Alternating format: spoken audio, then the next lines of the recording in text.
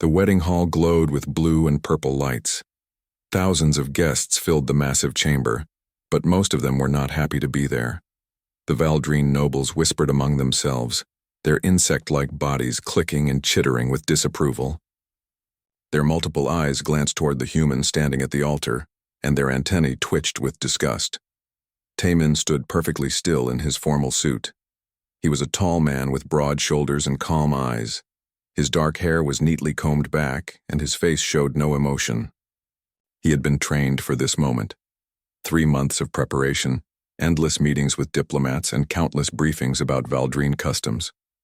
None of it had prepared him for the weight of thousands of alien eyes judging him. The music changed. It was a strange sound to human ears, like wind chimes mixed with a low humming. Everyone turned toward the entrance. Princess HFY entered the hall. She was beautiful by Valdrine standards.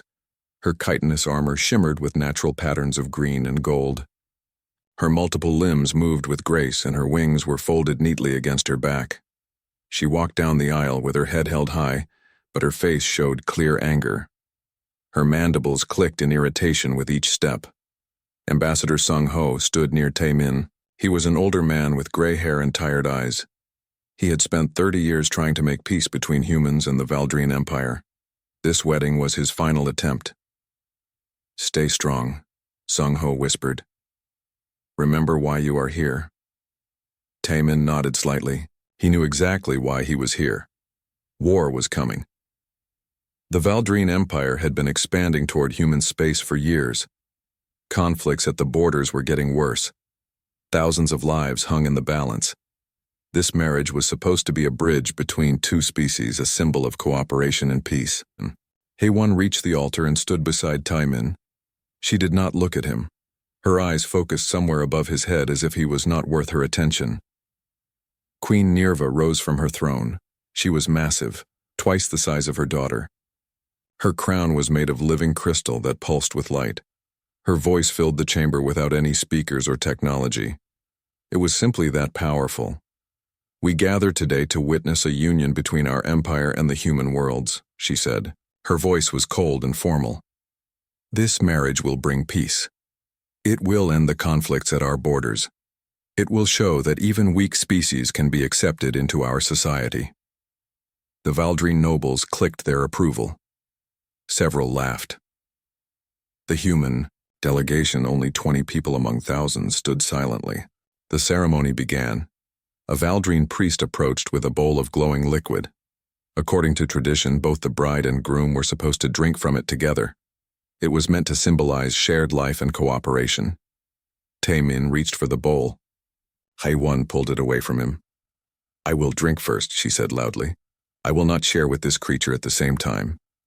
Gasps came from the human delegation. The Valdrine nobles chittered with amusement. Queen Nirva said nothing. She simply watched. HFY drank from the bowl, then thrust it toward Taemin without looking at him. Some of the liquid spilled on his suit. More laughter from the crowd. Taemin took the bowl and drank. His face remained calm. He had expected this. The intelligence. Reports had warned him that Princess HFY hated this arrangement. She had been forced into it by her mother. She had been promised to a Valdrine warrior named Lord Kivrex before the peace talks began. The ceremony continued. There were supposed to be 7 rituals, mixing both human and Valdrine traditions. HFY refused to participate in the human ones. When it was time to exchange tokens of commitment, she threw hers at Taemin's feet instead of placing it in his hand. "I hope you understand what you are," she said to him. Her voice was loud enough for everyone to hear. "You are not my husband. You are a political tool. You are a soft-skinned weakling that my mother is using to avoid war. Nothing more." The human delegation stood frozen. Ambassador Sung Ho looked like he might faint. A younger diplomat started to move forward, but Sung Ho grabbed his arm and shook his head. Taemin bent down and picked up the token. It was a small crystal that glowed with HFY's genetic signature. He held it carefully and placed his own token, a simple silver band, on the ceremonial plate between them. "I understand, Princess," he said quietly. "I am here for peace. That is enough for me." His words seemed to confuse her. She had expected anger or hurt. Instead, this human just accepted her insults with calm dignity. It made her even angrier. The ceremony ended. Queen Nerva declared them married by the laws of both civilizations. The Valdrine nobles celebrated, but their celebration was really about the power of their empire. They were not celebrating the union. They were celebrating that they had forced the weak humans to give them one of their own. The reception was worse. Taemin sat at the high table while nobles approached to congratulate him. Each congratulation was really an insult. "How does it feel to be a pet?" one noble asked. "Will you sleep in a cage or a bed?" Another laughed. "Can you even understand our language, or do you just nod and smile?" Taemin remained polite to each one. He thanked them for coming. He smiled when appropriate. He never showed anger or shame. HFY ignored him completely. She spent the entire reception talking with Lord Kivrex.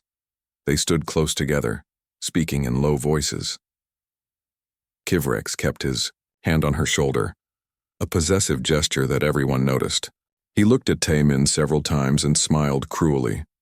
Late in the evening, Ambassador Sung-ho found Taemin alone on a balcony. The old man looked heartbroken. "I am sorry," Sung-ho said. "I thought this would be difficult, but not like this. She humiliated you in front of the entire empire." "It is fine," Taemin replied. He was looking up at the stars. "I knew what I was volunteering for." "Did you?" Sung-ho asked. "Did you really understand how much you would have to endure?" Taemin turned to look at him. "When I was in the military, I learned that the hardest battles are not fought with weapons. The hardest battles are fought with patience and discipline. This is that kind of battle." Sung-ho studied the younger man. "They told me you were the best choice for this mission. Now I understand why. Anyone else would have already failed." The reception finally ended. Servants led Taemin to his new quarters. He had expected to be taken to the royal chambers where HFY lived. Instead, they took him to a small room in the servants' wing. The room was clean but basic. A bed, a desk, a small bathroom. Nothing more. The head servant, an old Valdrine female, looked at him with something that might have been pity. "The princess ordered you placed here," she said. "She says you are not worthy of the royal chambers." "This is fine," Taemin said. "Thank you." He entered the room and closed the door. Finally alone, he sat on the bed and let out a long breath. The day had been harder than he expected. The insults had cut deeper than he wanted to admit. He reached to his side and touched the sword hanging there. It was a simple weapon, nothing fancy, just a traditional human blade in a plain sheath. He had worn it every day since he was 18 years old. It had been with him through countless battles and missions. "Not yet," he whispered to the sword. "We chose peace. We have to see this through." He lay back on the bed and stared at the ceiling. Somewhere in this massive palace, his wife was probably celebrating his humiliation with her former lover. The entire empire thought he was weak and pathetic. But that was fine. Let them think what they wanted. Taemin closed his eyes. Tomorrow would begin his new life. He would endure whatever came. He had made a promise to his people, to Ambassador Sung-ho, and to himself. He would not break that promise, no matter what it cost him. The sword rested quietly at his side. Waiting, always waiting. 3 months passed like a slow torture. Taemin woke up every morning in his small room in the servants' wing. He dressed carefully, always wearing his sword at his side. Then he walked through the palace halls to attend court sessions where he was ignored or mocked. The royal court met every morning in a grand hall with crystal pillars and floating platforms. Queen Nerva sat on her throne while nobles presented problems and requests. Taemin was required to attend as the princess's husband. He stood at the back of the hall, far from the royal platform where HFY sat. She never looked at him. She never spoke to him. To everyone watching, it was clear that she pretended he did not exist. The nobles found this entertaining. They created games around Taemin's presence. They would ask him questions in Old Valdrine, a dialect they knew he had not learned. When he did not answer, they laughed and called him stupid. They would drop things near him and watch to see if he would pick them up like a servant. They invented elaborate insults in their language. then translated them incorrectly to make him thank them for the abuse. Taemin endured it all with quiet dignity. He learned their language faster than they expected. Within a month he understood every word they said, but he did not reveal this knowledge. He simply watched and listened. His only friend was Jiwoo, a young human woman who worked as a cultural attaché. She was 25 years old with short black hair and sharp eyes that missed nothing. She found him one afternoon in the palace gardens, sitting alone beneath a strange alien tree. "They are trying to break you," she said, sitting down beside him without asking permission. "The nobles have a betting pool about when you will snap and demand to go home." "I know," Taemin replied. He was reading a book about Valdrine military history. "You know?" Jiwoo looked surprised. "And you are just going to let them continue?" "What else can I do?" Taemin asked calmly. "If I respond with anger, I prove them right. I prove that humans are violent and unstable. If I leave, the treaty fails and war becomes inevitable. My only option is to endure." Jiwoo studied him carefully. "I heard stories about you before you came here." "Are they true?" "Which stories?" "That you were in the military. That you were not just a soldier but someone important." Taemin closed his book. "I was a soldier once. Now I am a diplomat. That is all that matters." But Jiwoo saw something in his eyes that told her the stories were true. She had heard whispers among the human delegation. Taemin was not just any volunteer. He had been chosen specifically because of his past, because of his ability to endure impossible situations, because he understood sacrifice.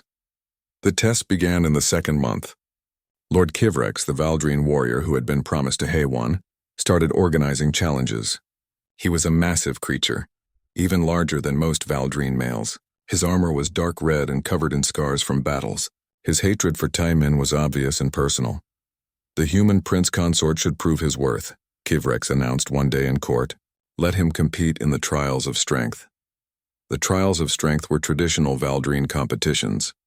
They involved lifting massive weights, breaking stones with bare hands, and enduring physical pain. They were designed for Valdrine physiology, which was naturally stronger than human bodies. All eyes turned to Taemin. Queen Nirva watched with interest. Haewon looked at him for the first time in weeks, her face showing anticipation. She wanted to see him humiliated. "I respectfully decline," Taemin said. His voice was steady. "I'm here as a diplomat, not a warrior. Competing in such trials would be inappropriate for my position." The hall erupted in laughter and clicking sounds. The nobles chittered among themselves. "He is afraid," one shouted. "The weak human hides behind words." Another called out. Kivrex smiled cruelly. "Of course he declines. Humans are weak. They cannot compete with superior species." Taemin said nothing. He simply bowed to the queen and returned to his place. This became a pattern. Every few days, someone would challenge Taemin to some kind of competition or test. Combat simulations, endurance trials, tests of courage. Each time, Taemin politely declined, citing his diplomatic role. And each time, the nobles mocked him more. They called him a coward. They said humans were a species of weaklings and liars. They said the peace treaty was proof that humanity knew it could not win a war. Haewon's contempt grew with each refusal. She began speaking against him openly in court. "My mother forced me to marry this creature to avoid war," she said one day. "But look at him. He refuses every challenge. He hides from every test. What kind of husband is this? What kind of ally has humanity sent us? A coward who will not even defend his own honor." The nobles applauded her words. Kivrex stood beside her throne, his hand on her shoulder like he was already her husband. Jiwoo found Taemin that evening. He was in the training yard behind the palace, moving through slow, precise movements with his sword. She had never seen him practice before. His movements were beautiful and controlled. The blade moved like it was part of his body. "They are going to push until you break," she warned him. "Kivrex is planning something bigger. I heard him talking with General Thaxron." General Thaxron was the commander of the Valdrine military. He was an old warrior who hated the peace treaty. He believed the Empire should have conquered humanity by force. "Let them plan," Taemin said. He continued his practice, the sword flowing through the air. "You do not understand," Jiwoo insisted. "They are not just trying to humiliate you anymore. They are trying to create an incident, something that will break the treaty. If you do something violent, even in self-defense, they will use it as proof that humans cannot be trusted." Taemin stopped moving. He looked at Jiwoo seriously. "I know. I have known from the beginning. That is why I will not give them what they want. But how long can you endure this? As long as necessary. The next day, Kivrex made his move. During the morning court session, he approached Taimin directly. The hall went silent. Everyone watched. I have a proposal, Kivrex said loudly. Since the human refuses to compete in our trials, perhaps we should test him in a different way. A test of wisdom and knowledge. If he fails, he admits that humans are inferior. If he somehow succeeds, we will show him more respect. It was a trap. Taimin could see it clearly, but refusing would make things worse. What kind of test? He asked. Answer questions about Valdrine history and culture, Kivrex said. If you can prove you understand our people, perhaps you have earned your place here. The questions began. They started simple, asking about basic Valdrine customs. Taimin answered correctly. Then they got harder, asking about obscure historical events and ancient traditions. Taimin answered those too. He had spent 3 months studying. He had read every book available about their culture. Kivrex's smile faded. He began asking questions in Old Valdrine, expecting Taimin not to understand. But Taimin answered in Old Valdrine, his pronunciation perfect. The nobles stopped laughing. Even Haywan looked surprised. Finally, Kivrex asked a question about a military battle from 500 years ago. It was obscure even among Valdrine scholars. Taimin not only answered correctly, but provided details that Kivrex himself had not known. The Battle of the Seven Moons, Taimin said. Commander Velnax used a 3-pronged strategy. He sacrificed the 4th and 7th fleets to draw the enemy into a trap. It is considered one of the greatest tactical victories in your empire's history. The interesting part is that Velnax was considered a coward before that battle because he always refused direct combat. He believed that a good commander preserves lives when possible. The meaning was clear. Taimin was comparing himself to the legendary commander. Refusing to fight did not mean being weak. It meant being smart. Silence filled the hall. No one knew what to say. Queen Nirva leaned forward on her throne. Perhaps we have underestimated you, human. But before the moment could develop, alarms began blaring throughout the palace. Red lights flashed. Guards rushed into the hall. General Thaxron strode to the queen's throne and bowed quickly. Your Majesty, we are under attack. The Kresh have breached our security. They are inside the palace. Panic erupted. Nobles screamed and rushed toward the exits. Guards formed protective walls around the queen. Haywan stood frozen on her platform, unsure what to do. And Taimin's hand moved to the sword at his side. For the first time since arriving on this world, his face changed. The calm diplomat disappeared. Something else emerged in his eyes. Something cold and focused. Jiwoo saw it and gasped. She suddenly understood who Taimin really was. The waiting was over. The palace shook with explosions. Screams echoed through the crystal halls as nobles ran in every direction. The Kresh raiders had chosen their moment perfectly. The Festival of the Swarm was the one day each year when most of the Valdrine military participated in ceremonial displays outside the palace. Security inside was minimal. The Kresh were nightmare creatures. They stood taller than even the largest Valdrine, with thick armored hides covered in spikes. Their faces had too many teeth and their claws were designed for killing. They had been enemies of the Valdrine Empire for centuries. This attack was meant to destroy the royal family and plunge the empire into chaos. General Thaxron shouted orders to his guards. Protect the queen. Seal the throne room. Get the princess to safety. But the Kresh had planned well. Explosions ripped through the walls, creating new entrances. The guards' energy weapons barely scratched the raiders' armor. These Kresh had come prepared with specialized shielding. Haywan was swept away from the throne room by a group of guards. They rushed her through the corridors, trying to reach the secure bunkers deep underground. But they took a wrong turn in the panic. They found themselves in a dead-end corridor with a group of terrified nobles and servants. 20 Valdrine trapped with nowhere to go. Behind them, heavy footsteps echoed. The Kresh were coming. 6 of the massive raiders appeared at the corridor entrance. Their weapons glowed with orange energy. Their mouths opened in what might have been laughter, showing rows of sharp teeth. The Valdrine guards stepped forward to protect the princess. They fired their weapons, but the shots bounced off the Kresh armor. One guard tried to attack with his claws. A Kresh warrior grabbed him and threw him into the wall with such force that the crystal cracked. The guard did not get up. The other guards fell back. They knew they could not win. They formed a wall with their bodies in front of HFY, ready to die protecting her. The lead Kresh warrior stepped forward. He was huge, covered in scars, with a necklace made from the skulls of his enemies. He pointed at HFY and spoke in broken Valdrine. "Princess, Queen's daughter, you die today. Empire falls." HFY tried to be brave, but her body shook. She had never faced real combat before. All her training, all her pride meant nothing when death walked toward her with claws extended. Then someone stepped between the Kresh and the trapped Valdrine. A human wearing a simple suit with a sword at his side. Taemin walked calmly into the corridor as if he was just taking a stroll through the garden. "Run!" HFY shouted at him. You fool, run! The Kresh warriors saw Taemin and laughed. One of them spoke in a language the Valdrine did not understand, but the meaning was clear from his tone. He was mocking this small human who dared to stand against them. Taemin stopped walking. He stood in the middle of the corridor, facing 6 armored killers. His right hand moved to the handle of his sword. "Last chance," he said quietly. His voice was different now, colder. "Leave. Now." The lead Kresh warrior laughed harder. He raised his weapon and fired directly at Taemin.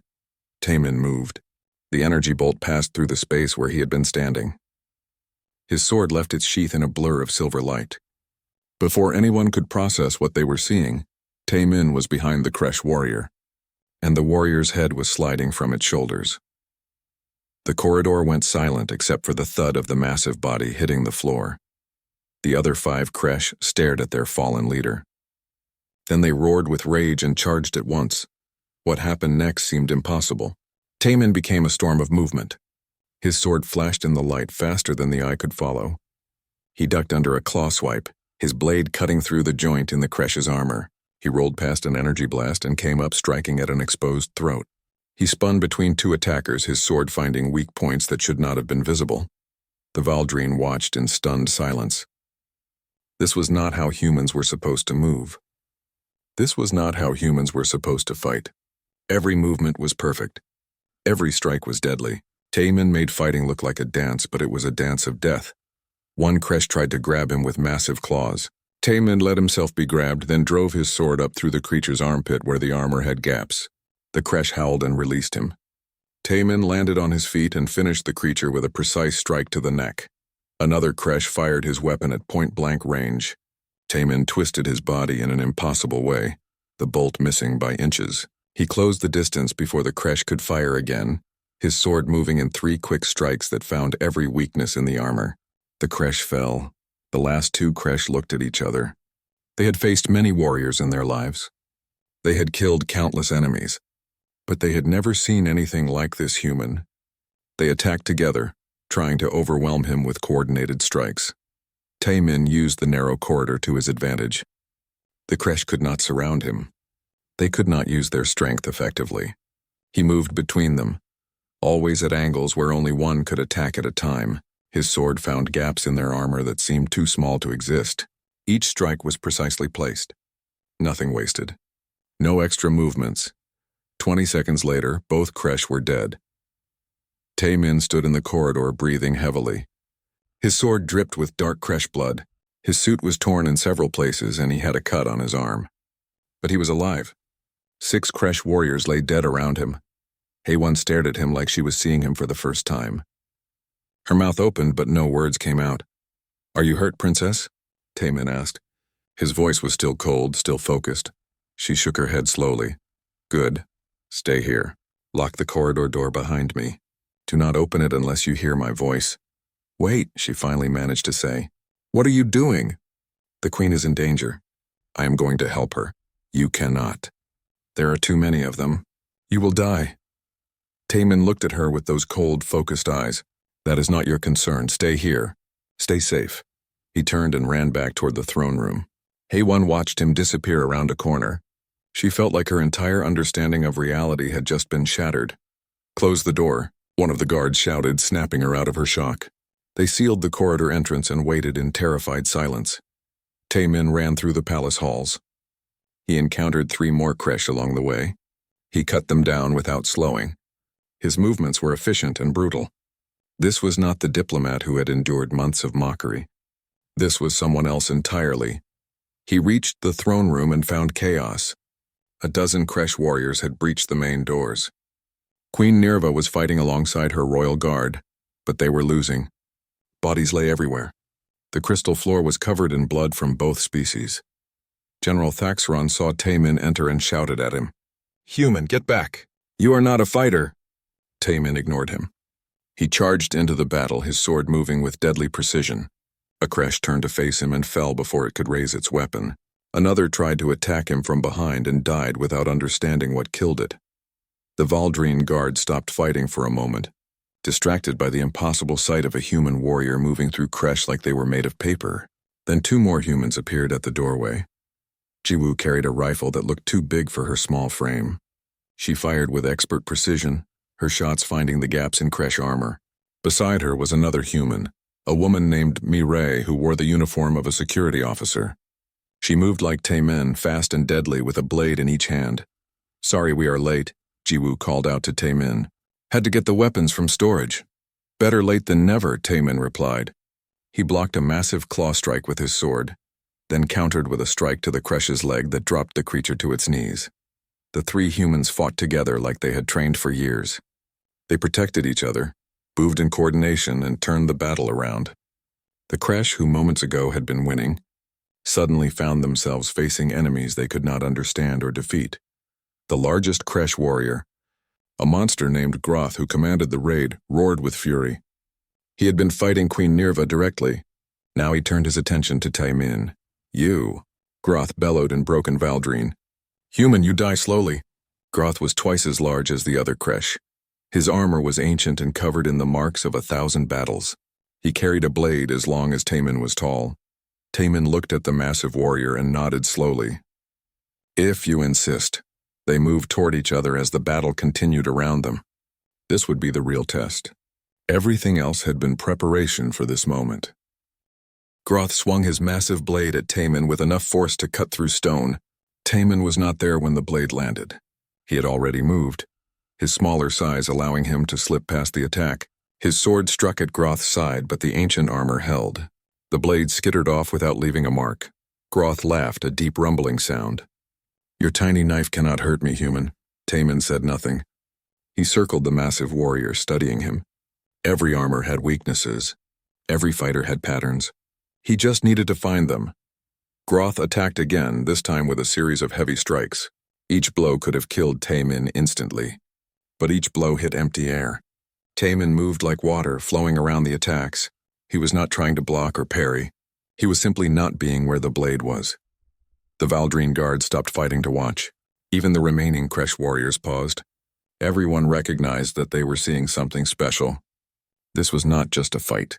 This was a lesson in combat from two masters. Groth grew frustrated. He was used to overwhelming opponents with strength and power. But this human would not stay still long enough to hit. He changed tactics, using his free hand to grab at Taemin while swinging his blade.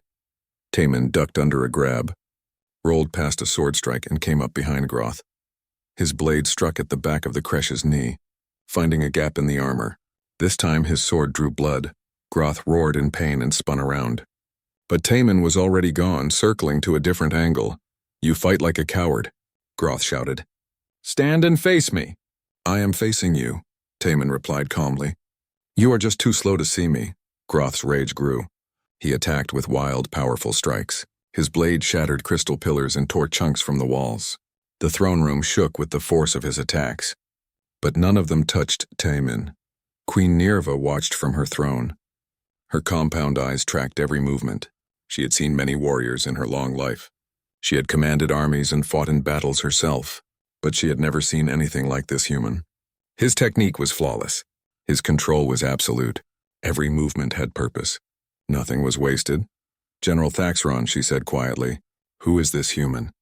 The general shook his head. "I do not know, Your Majesty. He was supposed to be just a diplomat." Jiwoo heard them while reloading her rifle. She smiled slightly. "He is not just anything. That is Taemin. They called him the Blade of Terra in the human military. He has never lost a single combat in 15 years. Groth heard this and laughed again, but his laugh sounded less confident now. "Blade of Terra? A stupid title for a stupid human." He charged forward. Using his massive bulk to try to pin Taemin against a wall, Taemin waited until the last second, then dropped and rolled between Groth's legs. As he passed underneath, his sword struck upward, finding the gap in the armor at the back of Groth's thigh. Groth stumbled. His leg was not working properly now. 2 precise strikes had damaged the muscles and tendons. He turned more slowly, favoring his injured leg. Taemin pressed his advantage. He moved faster now, his attacks coming from multiple angles. His sword found gaps in the shoulder armor, the elbow joint, the side of the neck. Each strike drew blood. Each strike weakened his opponent, but Groth was not finished. He was a veteran of hundreds of battles. He knew how to fight through pain. He changed his stance, protecting his wounded side. He began fighting more defensively, using his blade to create a barrier between himself and Taemin. The duel continued. Minutes passed like hours. Both warriors were breathing heavily now. Groth was bleeding from a dozen small wounds. Taemin had a deep cut on his shoulder where Groth had finally managed to land a glancing blow. The other fights in the throne room had ended. The remaining Kresh warriors saw their leader struggling and tried to help him. But Jiwoo and Mireille, along with the Valdrine guards, kept them back. This duel was personal now. This was between Groth and Taemin. Groth made a decision. He knew he could not win by skill. His only chance was to accept injury in exchange for landing one killing blow. He attacked with a pattern that left him open, gambling that Taemin would take the bait. Taemin saw the opening. It was obvious. Too obvious. But he also saw something else. The way Groth positioned his body, the tension in his muscles, the anticipation in his eyes. This was a trap, but Taemin had been in this situation before. He knew exactly what to do. He attacked the opening, but not fully committed. He struck at Groth's exposed side, deliberately making his own body vulnerable. Groth took the bait within the bait. He swung his massive blade at Taemin's unprotected back, putting all his remaining strength into the strike. It would cut the human in half. But Taemin's attack on the exposed side had been a feint. At the last possible moment, he twisted his body in a movement that should have been impossible for human flexibility. Groth's blade passed so close that it cut through Taemin's suit and drew blood from his back. But it did not strike cleanly. And in that moment, when Groth was fully committed to his strike and could not defend himself, Taemin's sword found its mark. He drove the blade up through the gap between Groth's chest armor and helmet, the point finding the vital organs beneath. Groth froze. His blade fell from his hand and crashed to the floor. He looked down at the sword embedded in his chest, then at Taemin's face. "How?" he whispered. "How can human be so strong?" "Strength is not about size," Taemin said quietly. "It is about knowing when to use what you have. You wasted yours trying to prove you were superior. I used mine trying to survive." Groth fell to his knees. Then he toppled forward and lay still. Silence filled the throne room. Every eye was on Taemin.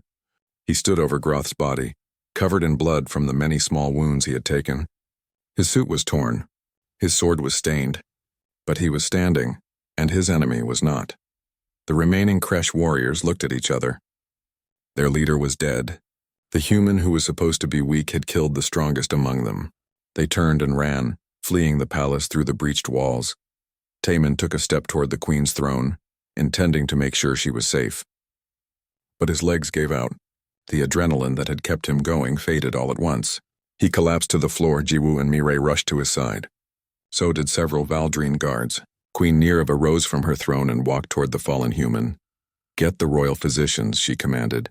"Immediately. This human saved my life. I will not let him die." Taemin looked up at her, his vision fading. "Is the princess unsafe?" "Yes," the queen said. Her voice was softer than anyone had ever heard it. "Because of you. Rest now, warrior."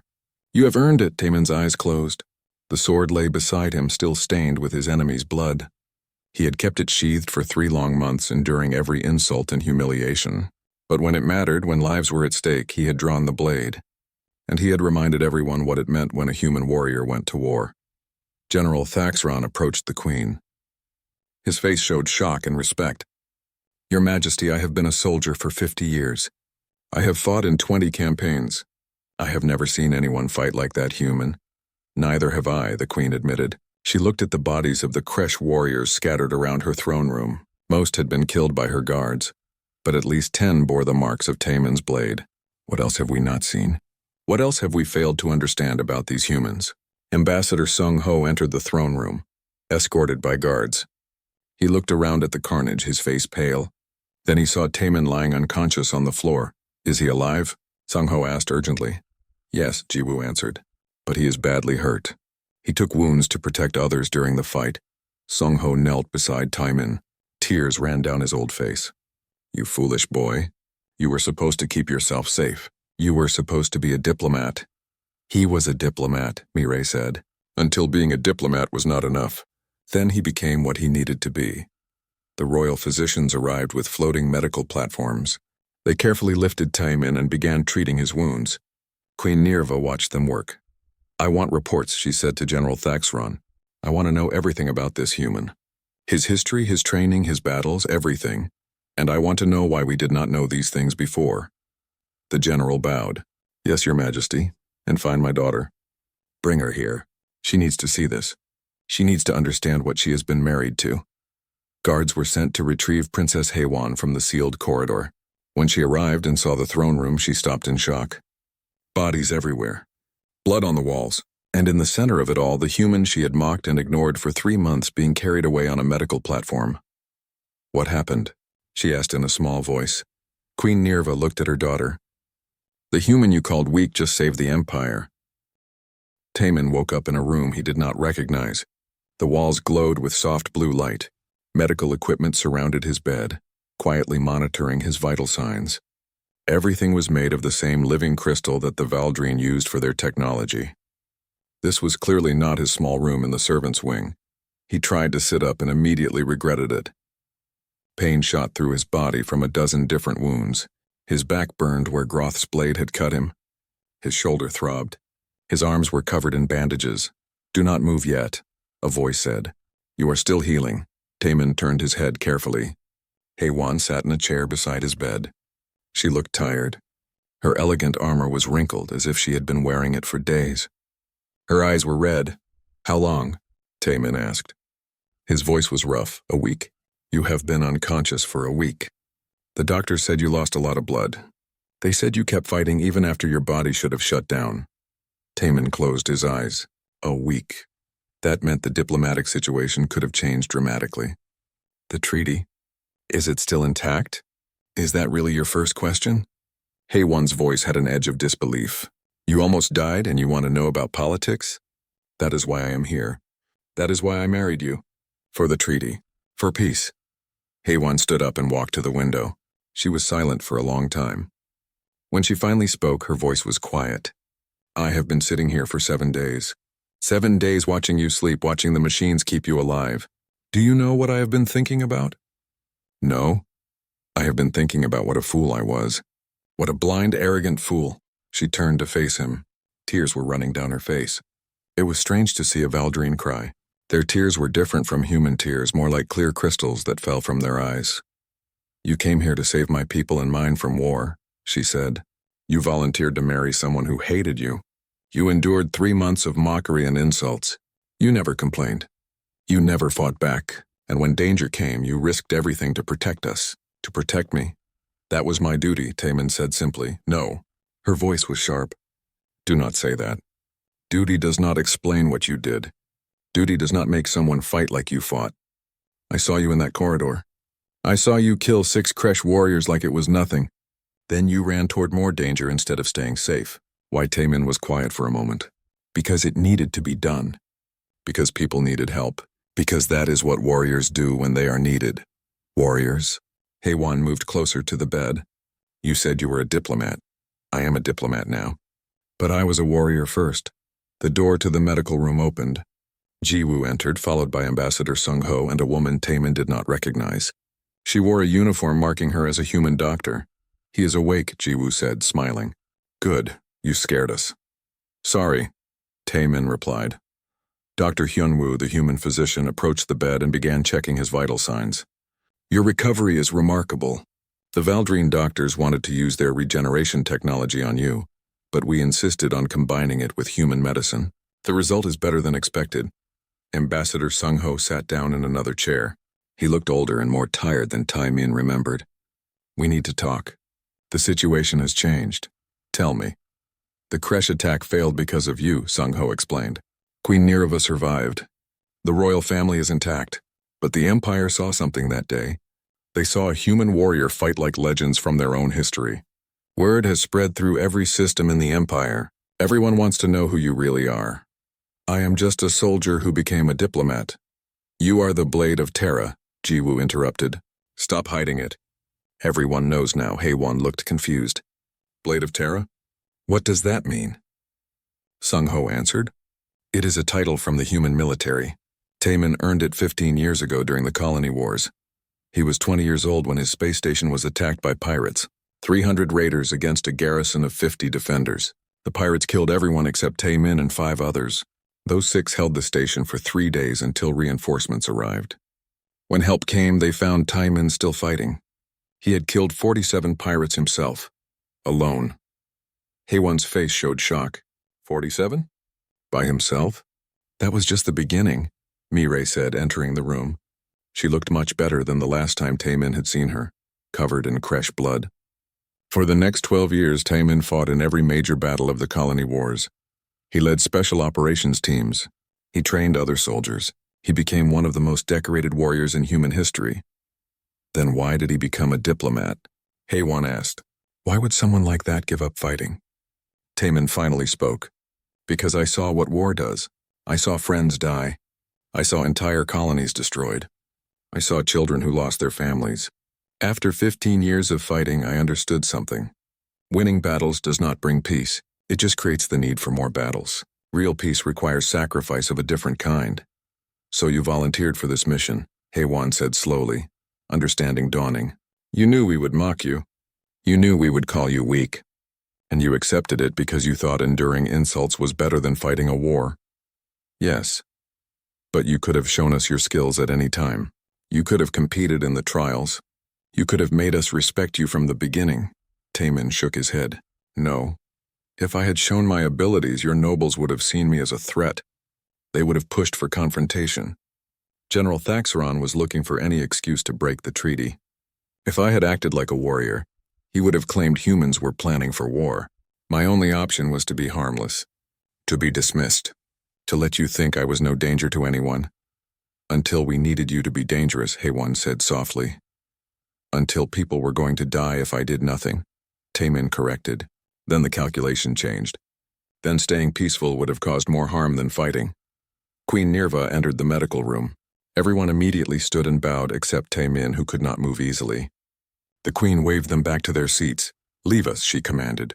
I wish to speak with the human alone. Everyone filed out, including a reluctant Haewon. When the door closed, Queen Nerva approached the bed. She studied Taemin with her compound eyes. I have ruled this empire for 80 years, she said. I have seen every kind of warrior, diplomat, and leader.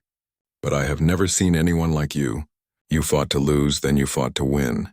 You hid your strength, then revealed it at exactly the right moment. You were either the greatest fool I have ever met or the wisest tactician. I was just trying to prevent war, Your Majesty. By sacrificing yourself, by enduring humiliation and mockery, by allowing my daughter to treat you like a servant. The queen sat down. We have a saying in Valdrine. The strongest warrior is the one who knows when not to fight. I thought it was just poetry. You showed me it was truth. She reached into her robes and pulled out a crystal. It glowed with soft light. This is the Star of Honor. It is the highest award our empire can give. It has been awarded only 23 times in 500 years. You are the first non-Valdrine to receive it. Your Majesty, I do not need awards. Perhaps not. But my empire needs to give them. We need to acknowledge what you did. We need to show that we understand and respect your sacrifice. She placed the crystal on the table beside his bed. More importantly, we need to change how we view humanity. You have shown us that we were wrong. About humans, about strength, about many things. I am just one human. I do not represent everyone. You represent enough. Your people chose you for this mission because they knew what it would require. They knew it would take someone with both a warrior's skill and a diplomat's patience. They knew it would take someone willing to endure anything for peace. That tells me something important about human civilization. The queen stood. When you recover, things will be different. My daughter will treat you with the respect you deserve. The nobles will not dare mock you. The entire empire will know your story. I hope you are prepared for that. I preferred being dismissed. Taiman admitted. I am sure you did. But sometimes we cannot choose how others see us. We can only control what we do with that perception. She moved toward the door. Rest now, heal, your wife wishes to speak with you again. I suggest you listen to what she has to say. Over the next 2 weeks, Taiman recovered. His new rooms were in the royal wing next to Heiwan's chambers. The doctors visited daily. Jiwoo and Mireille came to tell him stories about how the palace had changed. The nobles were polite now. Some were even friendly. General Thaxron had personally apologized for his behavior, but the biggest change was Heiwan. She visited every day. At first, she just sat quietly as if unsure what to say. Then she began asking questions about his past, about human culture, about his thoughts and feelings. Why did you forgive me? She asked one day. After everything I said to you? Everything I did. Because you did not understand, Taiman replied. You were judging me by your culture's standards. In your world, refusing to fight means weakness. You could not see any other explanation for my behavior. But I should have tried to understand. I should have given you a chance. Maybe. But I chose not to explain myself. I chose to let you think what you wanted. So the blame is shared.